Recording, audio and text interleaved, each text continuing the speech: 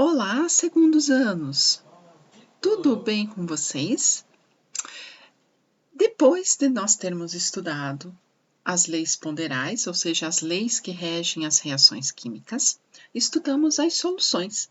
E agora nós vamos estudar a velocidade com que ocorrem as reações químicas.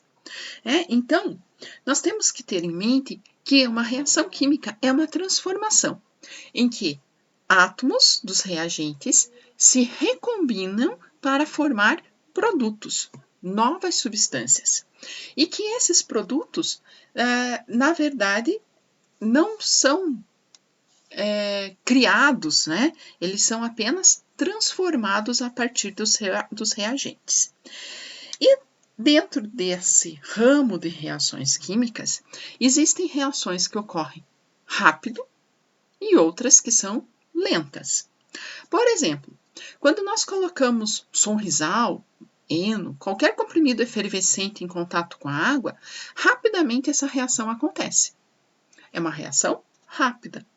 No entanto, o apodrecimento de um alimento é uma reação lenta. Nós não conseguimos perceber essa reação acontecendo, porque ela acontece lentamente. Então, a gente vai estudar agora por que algumas reações são mais rápidas do que as outras. E será que eu posso retardar algumas reações? Ou ainda, eu posso fazer com que reações lentas se tornem rápidas? É sobre isso que a gente quer falar. Então, por exemplo, nós escutamos no noticiário, infelizmente, a gente tem ouvido no noticiário todos os dias a respeito das queimadas. Não só aqui no Brasil, mas em vários lugares do mundo.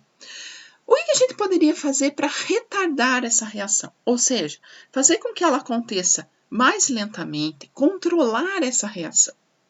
Existe uma forma de fazer isso?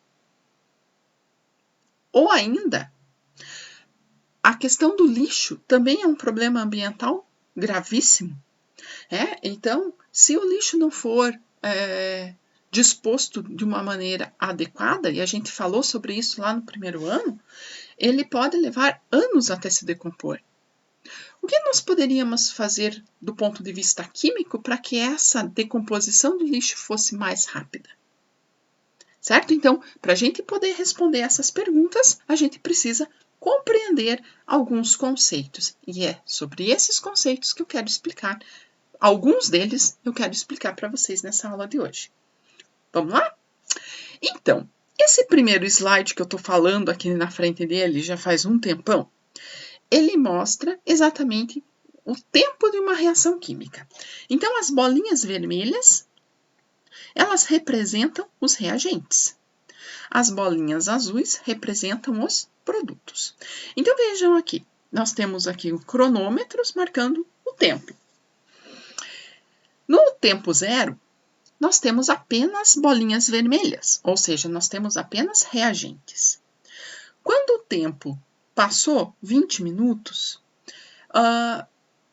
nós vemos aqui que agora nós temos parte das bolinhas vermelhas e outra parte das bolinhas azuis. Significa que a reação começou a acontecer. E veja que quando o tempo passou mais ainda, 40 minutos aqui, nós temos a maior parte das bolinhas azuis e poucas bolinhas vermelhas. Significa o quê? Que a reação está acontecendo e que existe uma variação de tempo em relação a essa transformação, ou seja, em relação à concentração dos reagentes e dos produtos. Por isso, nós precisamos estudar as soluções para a gente poder entender o que é esse conceito de concentração. Então, por isso, química é um conteúdo que, acredito que nas outras disciplinas também, mas química é muito evidente isso. Os conteúdos estão sempre relacionados uns aos outros. Então, a gente precisa entender cada um desses conceitos para que a gente possa ir fechando esse quebra-cabeça, certo? Então, o nome da ciência que estuda a velocidade e os fatores que influenciam na velocidade de uma reação química é chamado de cinética química. certo? Então, é isso que vai estudar a rapidez das reações. Alguns livros não gostam de chamar de velocidade de uma reação e chamam de rapidez, certo? No livro de vocês, vocês vão encontrar sobre o estudo da cinética química a partir da página 140. Então, a partir da página 140, ele vai tratar um pouquinho a respeito da combustão, né? O que nós podemos fazer para parar um incêndio, né? Que fatores estão relacionados aí. E eu quero ir agora com vocês lá para a página 145 e a questão da combustão a gente vai retornando aos poucos.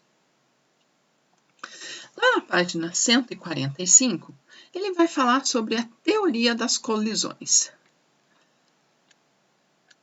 Essa teoria das colisões, ela vai dizer o seguinte: as moléculas, para que uma reação química aconteça, as moléculas precisam se encontrar.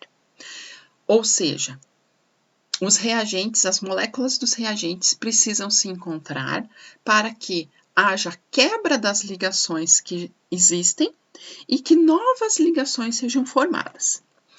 Para que aconteça isso, é necessário que essa colisão, esse encontro dessas moléculas, seja efetivo. Para que ele seja efetivo, são necessários dois fatores. A orientação seja favorável, ou seja, a forma como essas moléculas vão se encontrar seja favorável e que eles tenham energia suficiente.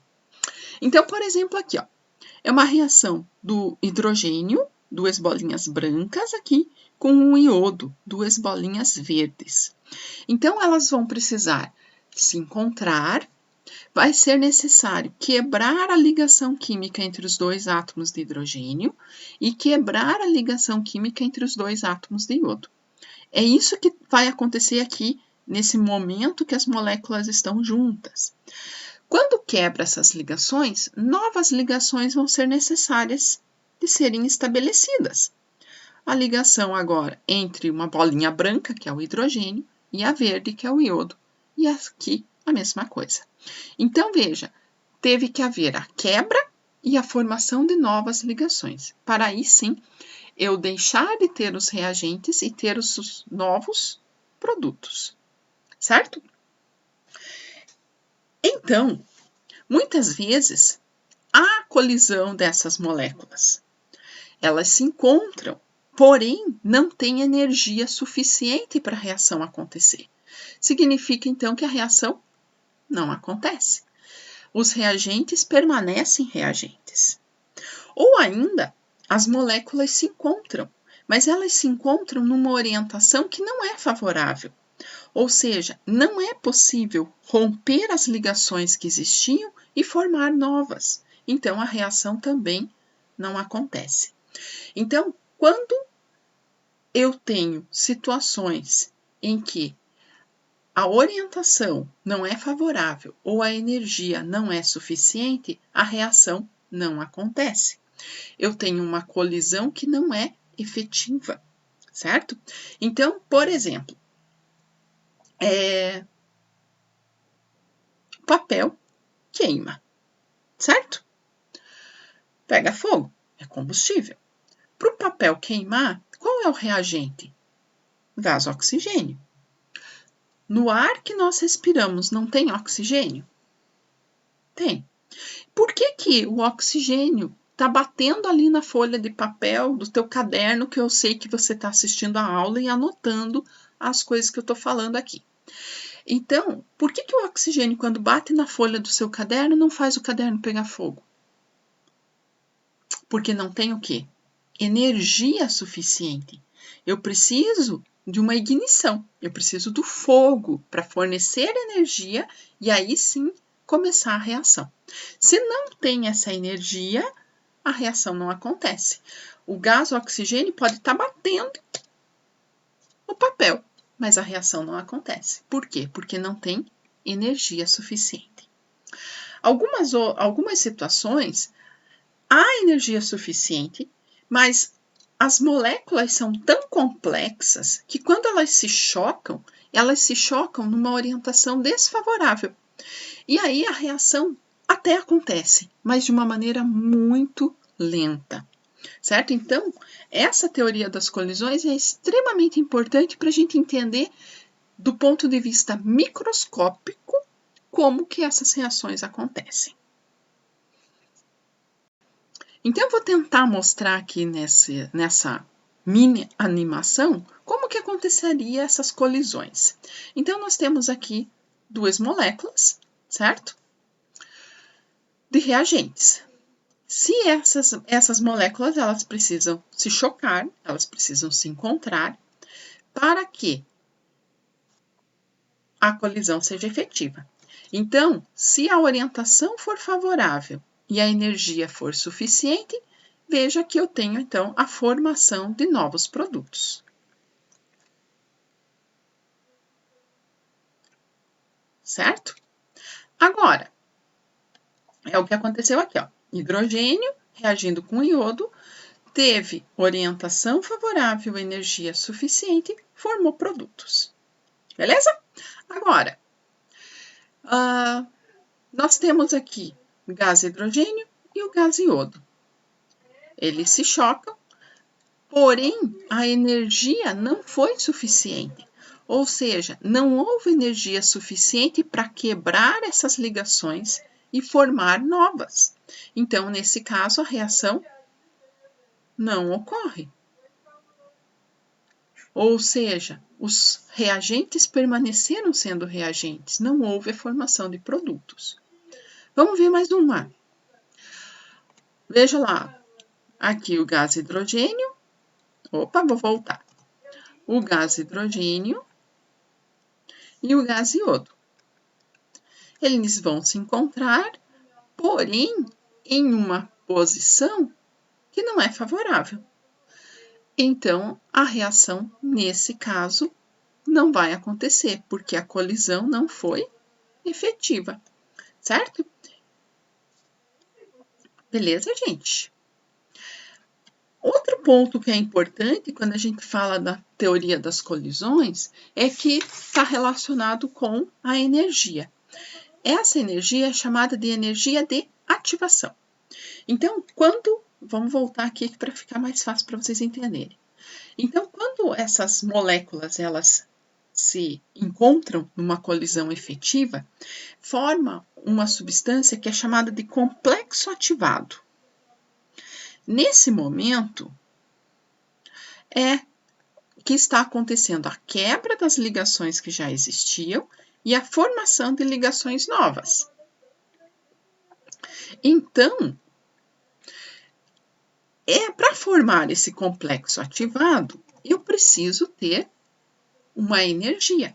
E essa energia para formar esse complexo ativado é chamada de energia de ativação. Ou seja, é a energia mínima necessária para quebrar as ligações que já existiam e suficiente para formar as ligações dos produtos, das novas substâncias. Certo? Então, veja que nesse esqueminha ele é bem bacana, que ele mostra exatamente isso. Ó. A e B, X e Y. Forma o complexo ativado, onde está quebrando a ligação entre A e B e X e Y, e está formando novas ligações entre A e X e B e Y. Certo? Para formar esse complexo ativado, foi necessário uma energia. E essa energia é chamada de energia de ativação. Beleza? Minha letra tá horrível ali, mas dá para vocês entenderem, ok? Então, se a gente for representar isso em gráficos, nós teríamos essa situação. Um reagente, para ele se transformar em produto, eu preciso de uma energia de ativação. Então, aqui eu teria um gráfico. O reagente, eu preciso ter um ganho de energia, que é a energia de ativação, para formar o complexo ativado, e depois eu tenho a formação do produto, certo? Então, lembra do caso que eu falei do papel e do oxigênio? Então, a faísca, o fogo, seria o que daria essa energia de ativação necessária para que o papel e o oxigênio se transformassem em cinza, em gás carbônico e assim por diante. certo? Então, vão existir situações em que vai liberar energia ou que vai absorver energia. Mas em todas elas vai ser necessário uma energia que é a energia mínima para formar esse complexo ativado. Então, aqui ele mostra mais um diagrama que vai ilustrar dessa maneira. Então, veja lá, os reagentes, eles existem, tem uma energia relacionada a isso, em calorias. Essa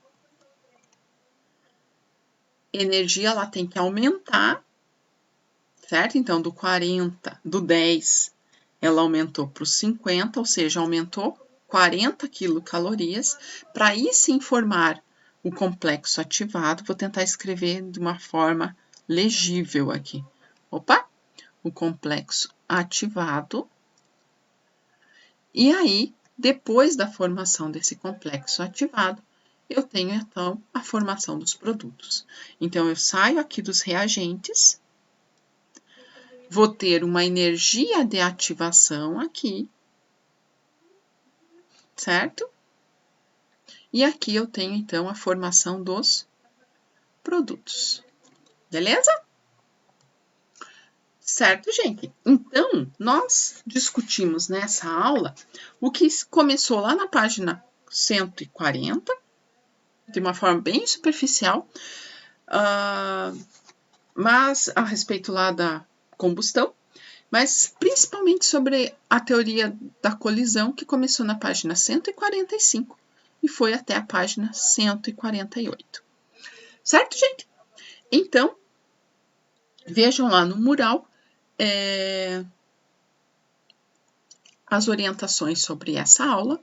Na semana que vem, nós vamos fazer uma aula ao vivo, né, via Meet, para a gente discutir exatamente esses pontos. Beleza? Um grande abraço, já estou com saudade, porque eu não vejo vocês já há 2 semanas pelo Meet, mas semana que vem nós nos encontraremos. Ok, gente? Um grande abraço para todos, boa semana, tchau, tchau!